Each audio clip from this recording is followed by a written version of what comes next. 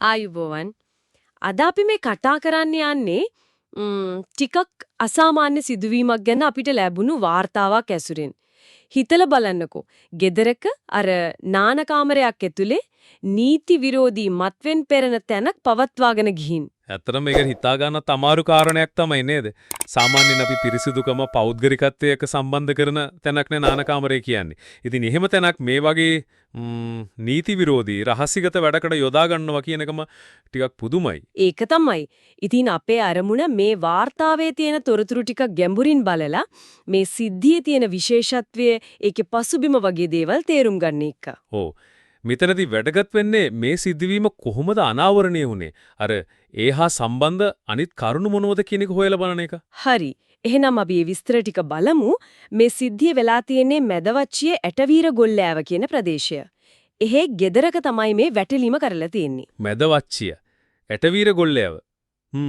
ඔව් ඇටවීර ගොල්ලෑව පොලිස් ස්ථානාධිපති ආර්.ඩබ්ලිව් සම්පත් ජයසුන්දර මහත්මයා ඇතුළු විශේෂ පොලිස් කණ්ඩායමක්ලු මේ වැටලීම කරලා තියෙන්නේ.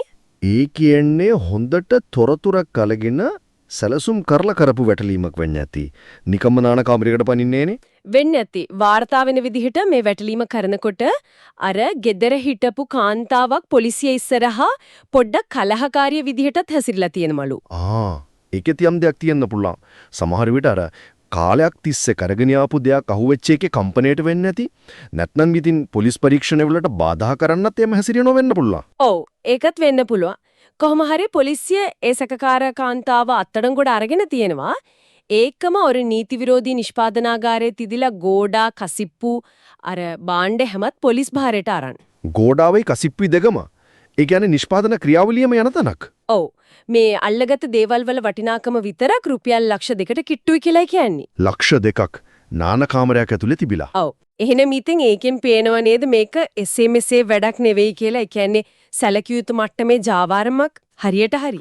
ඒ වගේ වාර්තාවල තව දෙයක් කිව්වා නේද? මේක අලුතෙන් කරපු දෙයක් නෙවෙයි මීට කලිනුත් වැටලීම් මෙහෙම වෙලා තියෙනවා කියලා. ඔව්. ඒක තමයි අනිත් වැදගත් කාරණේ. කියන්නේ මේක දීර්ඝ කාලයක් තිස්සේ කරගෙන ආපු දෙයක්ලු. මීට කලිනුත් පොලිසියට තොරතුරු ලැබිලා විටින් විට වැටලීම් කරලා තියෙනවලු. ඒ කියන්නේ පොලිසිය උත්සාහ කරලා තියෙනවා නවත්තන්න. ඒත් ජාවාරම් කරව දිගටම කරගෙන ගිහින් නේද? ඒක තමයි. දිගටම කරගෙන ගිහින් පොලිස් වැටලීම් මැද්දෙත්. ඒකෙන් පේන්නේ එක්ක එයාලා හරිව සූක්ෂම විදියට මේක කරලා තිනවා. එහෙමත් නැත්නම් වෙනත් සාධකත් බලපෑවද දන්නේ නැහැ. කොහොමුණත් නාන කාමරයක් වගේ තැනක සුවඳ සද්‍ය වගේ දේවල් පාලනය කරගෙන මේක කරන එක ලේසි නෑ. ඒක ඇත්ත. ඒකට ලොකු උත්සාහයක් දරන්න ඇති. ඔව්.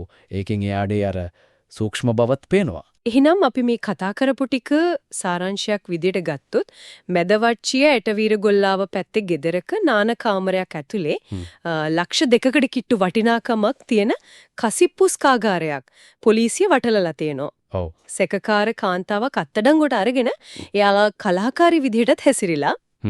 ඒ වගේම මේක අලුත් දෙයක් නෙවෙයි කාලයක් තිස්සේ පොලිස් වැටලීම් මගහරිමින් කරගෙන ආපු එකක් කියලාත් පැහැදිලි. හරියට හරි. ඉතින් අවසාන වශයෙන් අපිට හිතන්න දෙයක් ඉතු වෙනවා නේද? මේ වගේ ගෙදරක අතිශයින්ම පෞද්ගලික ඉඩක් නාන කාමරයක් මේතරම් සැලකිය යුතු මට්ටමේ නීති විරෝධී නිෂ්පාදනයකට තෝරගන්නවා කියන එකෙන් අපේ සමාජයේ සමහර වෙලාවට මතු පිටට පේන්නේ නැති හැබැයි ඇතුලේ ක්‍රියාත්මක වෙන අපරාධ ජාලවල ස්වභාවය ගැන මොනවද කියවෙන්නේ?